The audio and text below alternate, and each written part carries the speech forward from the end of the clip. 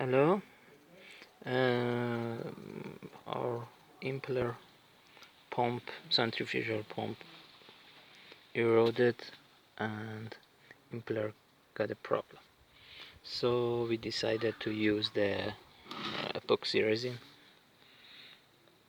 to repair it. So this is the experimental test to see how is the result. So we make a um,